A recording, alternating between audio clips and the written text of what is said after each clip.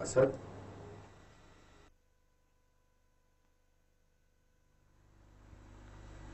असद मैं तुमसे कह रहा हूं कुछ। क्या है? अब किस बात की भूख हड़ताल है? खाना क्यों नहीं खा रहे तुम? अब तो वो चली गई, अब क्या मसला है तुम्हारे साथ? नहीं खाऊंगा। क्या मतलब है नहीं खाऊंगा? चलो उठो, उठो, मैं कह रहा हूं। नहीं। चलो उठो यार, उठो।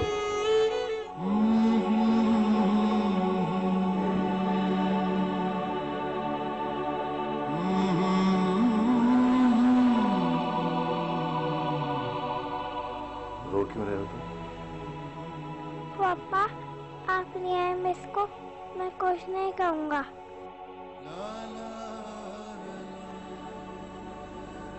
अब शायद वो नहीं आएगी,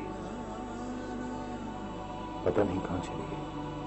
अपने पापा के पास होगी। तुमने बहुत बुरा किया उनके साथ, हर्ट किया है उन्हें, इसलिए वो अब नहीं आएगी। मैं ढूंढूंगा उन्हें आपके लिए पापा।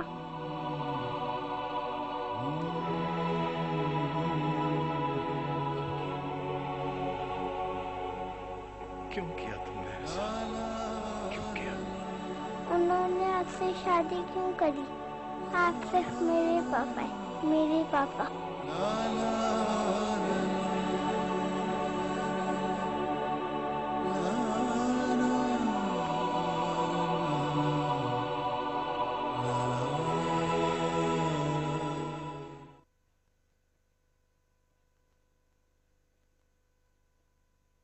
जिनका एक रिश्तेदार भी उनको अच्छा ना बोले, उनसे शादी कैसे कर ली इसने?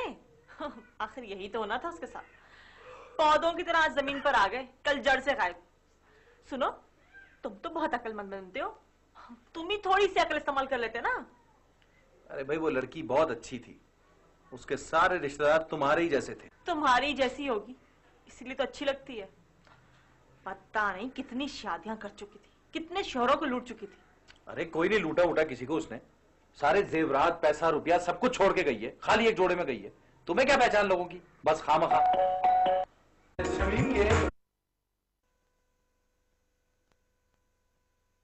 जिनका एक रिश्तेदार भी उनको अच्छा ना बोले, उनसे शादी कैसे कर ली इसने? आखिर यही तो होना था उसके साथ। पौधों की तरह आज जमीन पर आ गए, कल जड़ से गायब। सुनो, तुम तो बहुत अक्लमंद बनते हो, तुम ही थोड़ी सी अकल इस्तेमाल कर लेते ना। अरे भाई, वो लड़की बहुत अच्छी थी, उसके सारे रिश्तेदार तुम्हारे ही जैसे थे, इसीलिए आपस में नहीं बनती थी।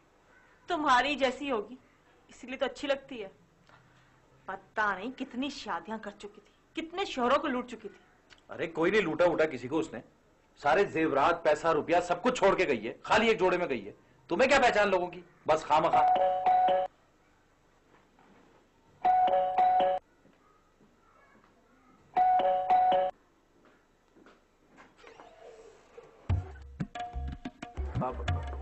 वो कल दफ्तर में मुलाकात हुई ना?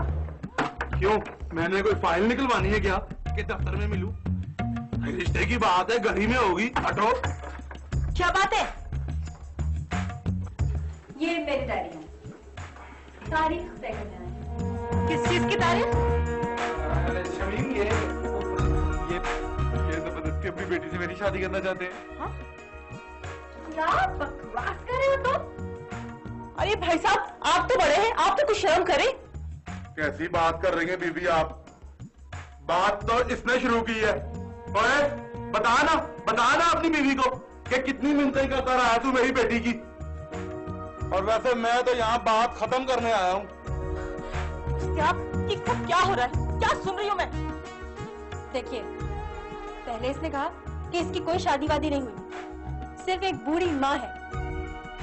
देखिए बहन, इसमें मेरा कोई कसूर नहीं। अब तो पता चल गया ना, तो आप क्यों पीछे पड़े हो इसके?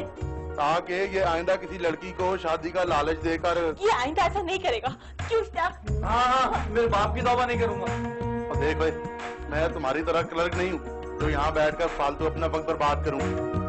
मैं तो आज सिर्फ ये इत्तला देने आया था कि इस इतवार को तुम्हारी और नादिया की शादी है।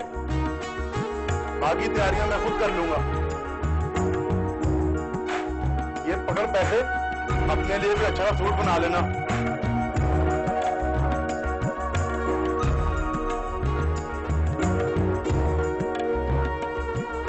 हाँ सुनो, मैंने अपनी बिरादरी को इस एतवार की दावत दे दी है। तुम्हारा भी अगर कोई हो ना तो तुम भी बुला सकते हो, समझे तुम? चलो बेटी।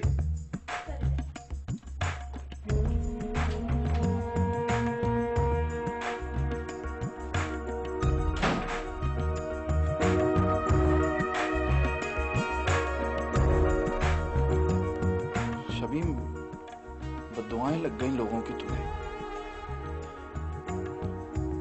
अब चाहो तो तुम मुझे मार दो और चाहो तो चौधरी साहब को मार लो।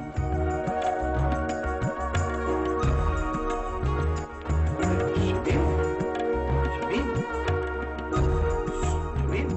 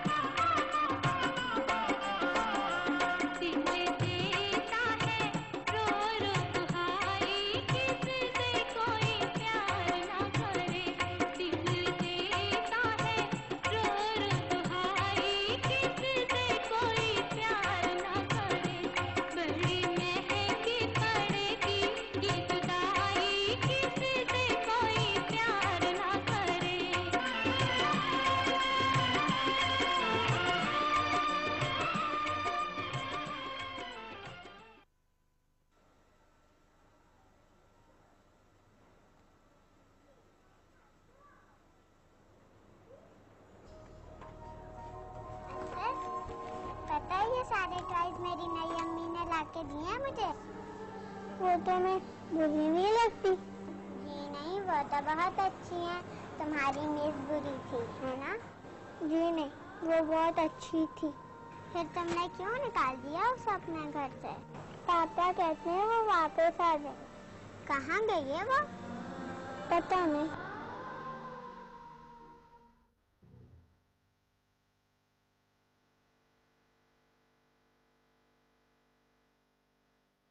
साहब, साहब, साहब जी, साहब ये लेटर है आपका।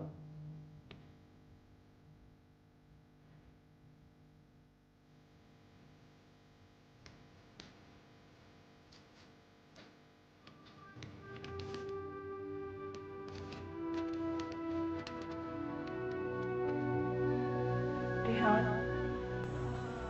I am sorry. मुझे ऐसा नहीं करना चाहिए था, लेकिन मैं क्या करती, मेरे पास इसके सिवा कोई दूसरा रास्ता नहीं था।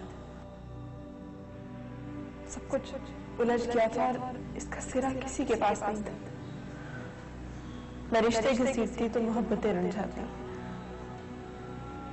इसलिए मैं दूर चली आई। और अब मैंने ये फैसला किया है कि मैं कभी वापस नहीं आऊंगी, और यही सबसे बेहतर फैसला है। आपके रिश्ते के बाद मुझे किसी दूसरे रिश्ते की जरूरत नहीं, इसलिए संभाल कर रख रही हूँ इसे अपने पास। और मेरा आपसे रिश्ता, आप चाहें तो इसे भी एक याद समझकर जरीना की तरह अपने पास संभाल कर रख सकते हैं, क्योंकि हसरत की मौजूदगी में आपके और उसके बीच कोई तीसरा रिश्ता आ ही नहीं सकता। मैं कहाँ हूँ तो खुद मुझे नहीं मालूम। अभी तो जिंदगी सफर में है, जहाँ कभी वहीं रुक जाऊंगा।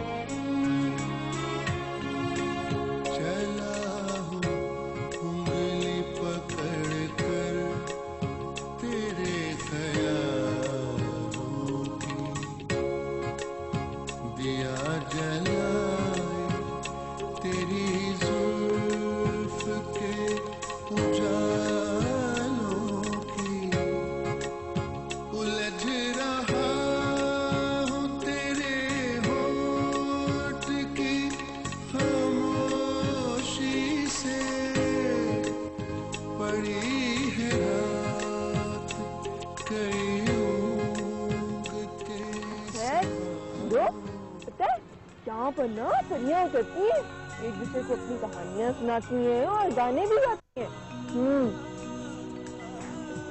मैं सच कह रही हूँ, यहाँ के लोग यही कहते हैं। अच्छा।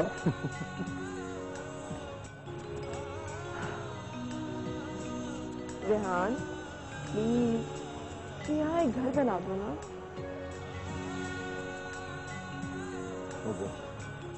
क्या मैं और असद रहेंगे, क्यों असद?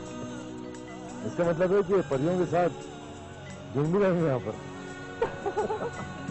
जी नहीं, यहाँ पे मैं और असद रहेंगे, आप नहीं। सोचा तो मैंने भी कभी नहीं था कि मेरा भी एक शौहर होगा, एक बच्चा होगा। सब कुछ एक पैकेज में मिल गया मुझे। इतनी पुष्टि खामोशी है कि डर लगने लगा। डर किस बात का? कहीं कुछ हो ना जाए।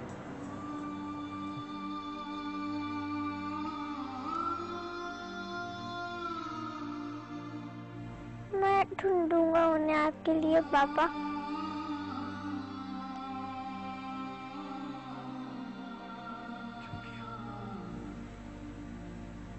क्यों किया तुमने ऐसा? क्यों किया? उन्होंने आपसे शादी क्यों करी? आप सिर्फ मेरे पापा हैं, मेरे पापा।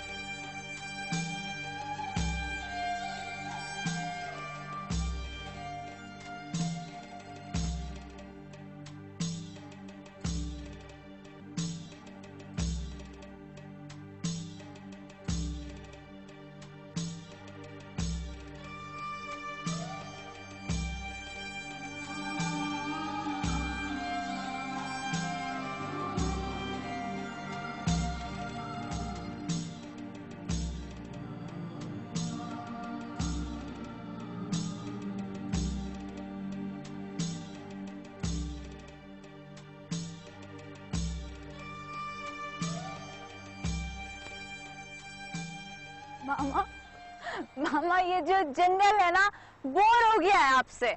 इन दरख्तों ने मुझे एक एप्लीकेशन लिखकर भेजा है कि प्लीज अपनी मामा को यहाँ आने से रोको। हम एक ही चेहरा रोज रोज देखकर बोर हो गए हैं। आज तुम यहाँ क्या लेने आई हो? ऑफ कोर्स मामा, आपको लेने आई हूँ। क्यों? क्यों? क्यों का मतलब होता है लड़ाई, और यकीनन आप मुझसे लड़ना नहीं चाहेंगी क्योंकि आप अच्छी तरह से जानती हैं कि आप हार जाएंगी।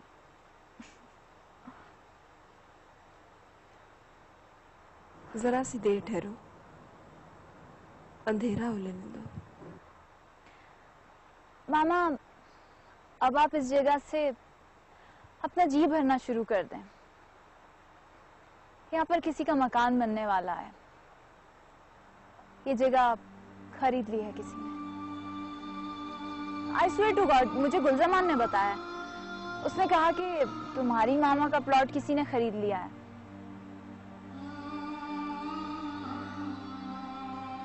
कौन है वो?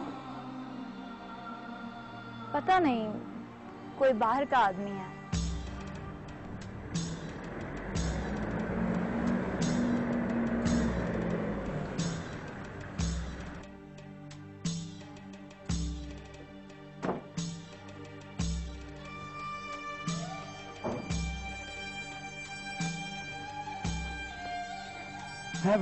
ये इस इलाके का सबसे अच्छा होटल है और इस इलाके का सबसे बड़ा होटल भी है जी।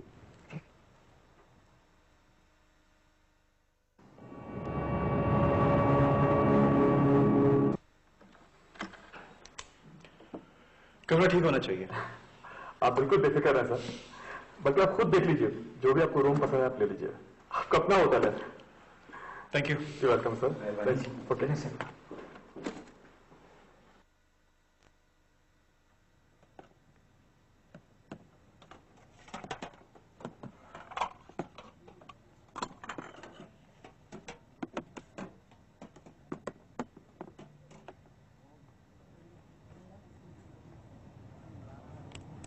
मामा, क्या सोच रही हैं आप?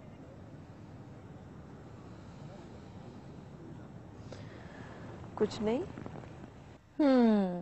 मुझे पता है आप क्या सोच रही हैं।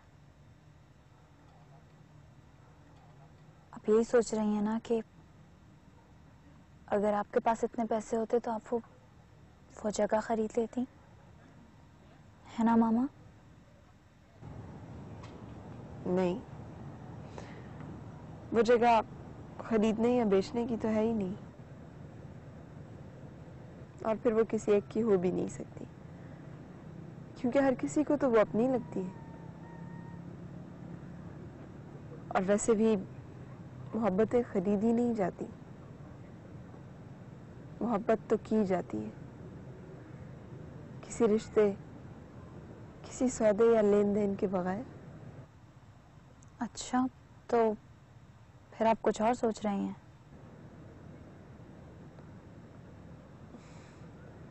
ये इतना सब कुछ किस लिए मंगाया है तुमने? आपके लिए और मेरे लिए, और अब्बू के लिए और बड़े बाबा के लिए। बाजो प्लीज। क्यों मामा, आपको नहीं लगता कि वो आएंगे? बाजो, तुम अब बड़ी हो गई हो बेटा। इसीलिए तो वो तसल्लियां लौटा रही हूँ आपको, जो आप बचपन में मुझे दिया करती थी। लेकिन मामा, मेरी तसल्लियां नहीं है, मैं सच बोलती हूँ। मैं महसूस करती हूँ उनको।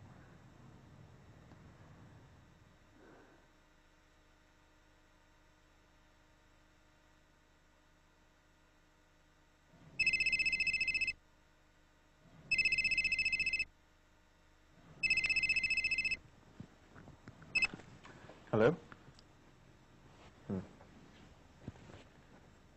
जी पापा। है, पहुंच गए खैरियत से? जी पापा। मौसम कैसा है? हाँ, कुल्फी जम रही है। ऐसे ही मौसम का मजा है वहां पर, तुम्हें भी बहुत मजा आएगा। आस्ते आस्ते सेट हो जाओगे तुम। क्या मतलब है पापा आपका? मैंने भी सारी उम्र रहना है यहाँ पे। कम से कम 3-4 दिन तो तुम्हें लगने चाहिए। मैंने क्या करना है? साइट देखनी है, मेजरमेंट लेना है और लोकल मार्केट का सर्वे करना है। और वैसे भी स्लैग सीजन शुरू हो चुका है, यहाँ पे कंस्ट्रक्शन बहुत मुश्किल है होना। देखो बेटा, वो साइट कोई आम सा प्लॉट नहीं है कि तुमने उसके ईस्ट वेस्ट देखी और ड्राइंग बना ली। तुमने उसे महसूस करना है, और जो महसूस करो वही बनाना। किताबी काम नहीं चाहिए मुझे। पापा, मैं आर्किटेक्ट हूं, बैठ कर उसकी कलर मैचिंग करता रहूं। ठीक है, फिर तुम छोड़ दो, मैं खुद ही आकर देख लूंगा। ओके ओके, करता हूं मैं। पापा, आप यही चाहते हैं ना कि घर बनने के बाद वो ऐसा लुक दे कि वहां पे आने वाली सारी परियां वहीं पे रह जाएं और आपका बुढ़ापा उनके साथ गुजरे। बकवास मत करो तुम। वैसे पापा, सच बात तो ये है कि मैंने अभी तक इस इलाके में किसी डाइन की सूरत भी नहीं देखी। परी तो बहुत दूर की बात है। पता नहीं आपने कौन सी परियां देखी हैं?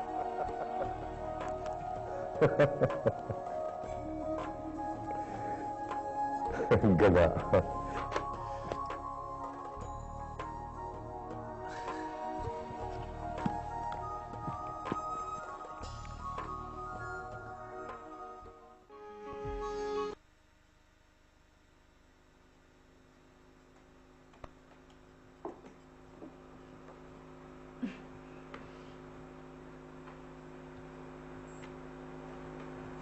जाओ अपने कमरे में जाके सो। नहीं, अंधेरे में डर लगता है। एक तो ये मालिक मकान में सब कुछ हम पे डाल देते हैं। जो करो खुद करो, कभी पानी नहीं है, कभी बिजली नहीं है, कभी कुछ कभी कुछ। इतनी बार तो कहा है मामा कि ये घर तब्दील कर लें। हमारे होटल के पीछे इतना अच्छा घर है, सारी फैसिलिटीज है मामा, वहाँ मजे से रहेंगे। और स्कूल? मामा प्लीज, अब आप रिटायरमेंट ले लें, बहुत पढ़ा लिया आपने। तुम्हें बहुत शौक है ना, तो तुम जाकर रहो उस घर में। मैं नहीं छोड़ सकती अपना ही कलर। वैसे मामा, अगर आपको वहां नीचे जंगल में भी घर मिल जाए रहने के लिए, तो आप कुत्तों और रीछों के दरमियान में भी रह लेंगी। मामा, आप इंसानों से इतना भागती क्यों हैं? जिंदगी तो इंसानों के बीच में ही है ना।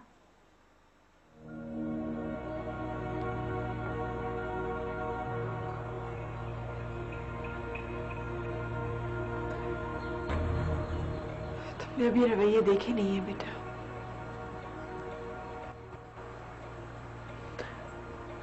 और अल्लाह करे कभी देखो भी ना।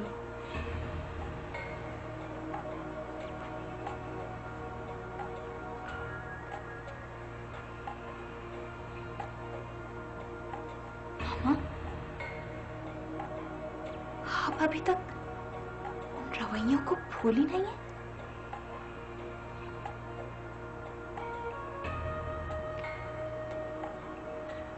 जहाँ किसी की जिंदगी रुक गई हो, उसे कैसे भूल सकता है कोई? मतलब आपकी जिंदगी अभी तक वहीं रुकी हुई है, तो फिर आप मेरे साथ क्या घसीट रही हैं मामा? माजो, एक तो तुम भी बात को। हाँ हाँ, महसूस करती हूँ मैं, और क्यों ना करूं।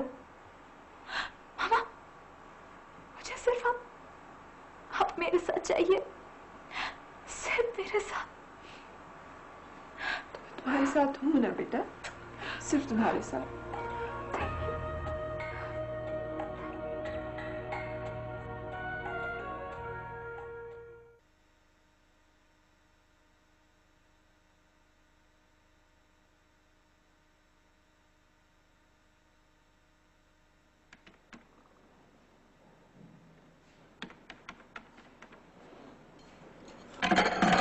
अस्सलाम।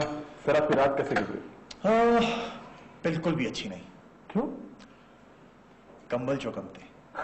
लेकिन मैंने 2 रखवा दे यार, 2-4 और रखवा दो, क्योंकि यहाँ तो वॉशरूम में भी ना एक कंबल की जरूरत होती है।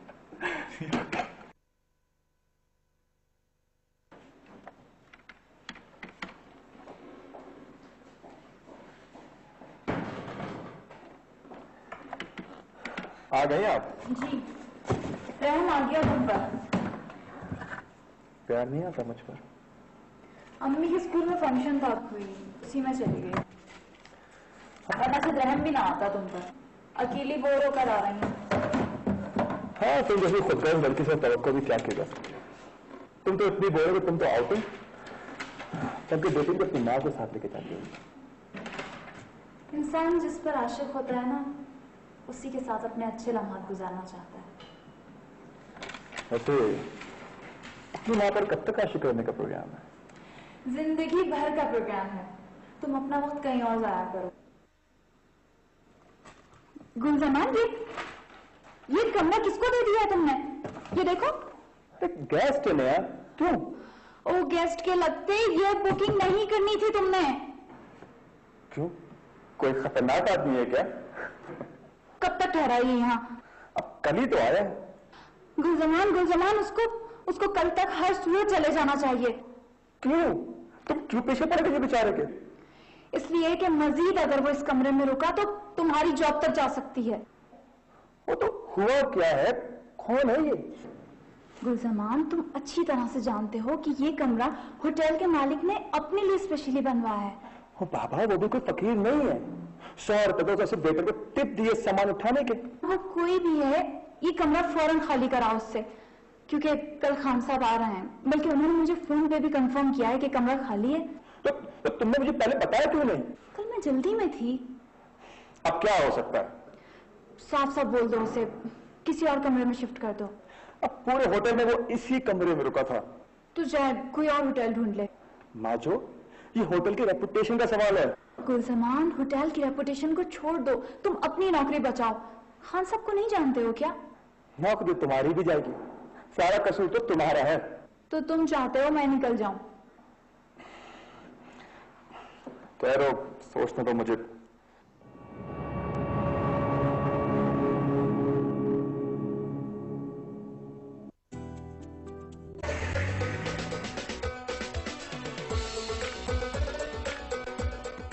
बनू के रास्ते बहादुर खेल।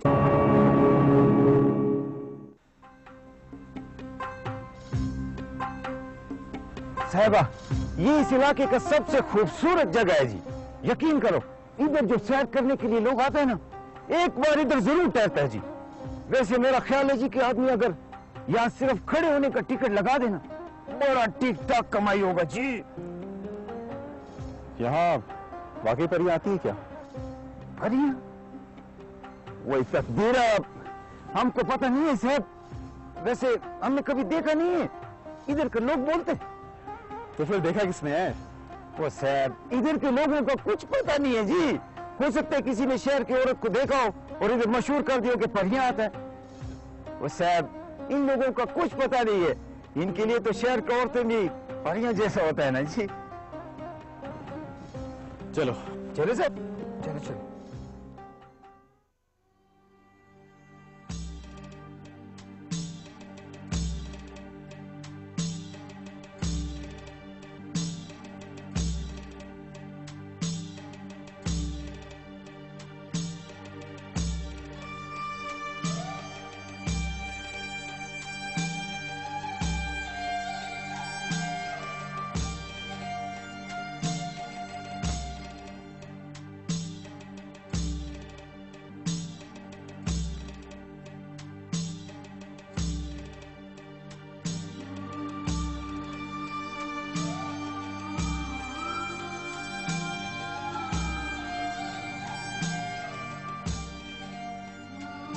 देखो बेटा, वो साउथ कोई अहम सप्लायर नहीं है कि तुमने उसके ईस्ट वेस्ट देखे और कहने बना लिया।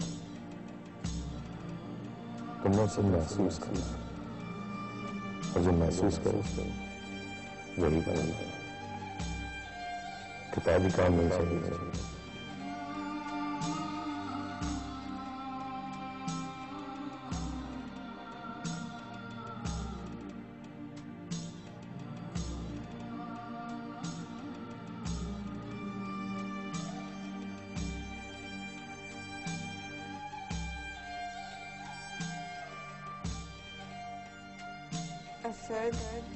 यार तुम चुप क्यों बैठे हो?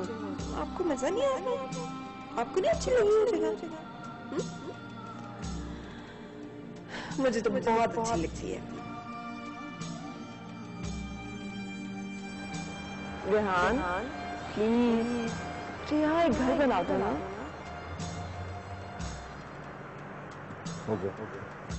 यहाँ मेरा रेस्टोरेंट। इसका मतलब है कि परियों के साथ जिम भी रहेंगे यहाँ पर।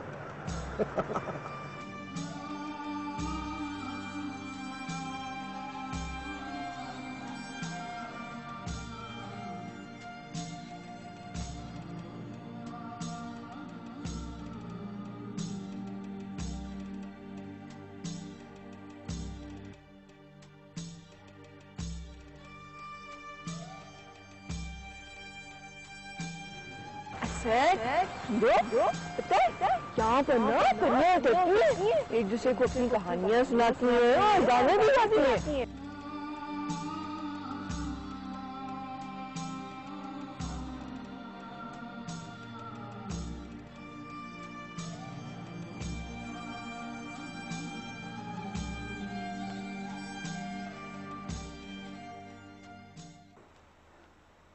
साहब, लोग गेस्ट हाउस बना रहे थे।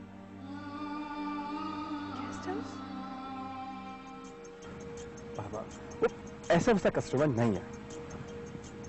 उसने तुम्हारे हाथ पर कितनी टिप रखी है?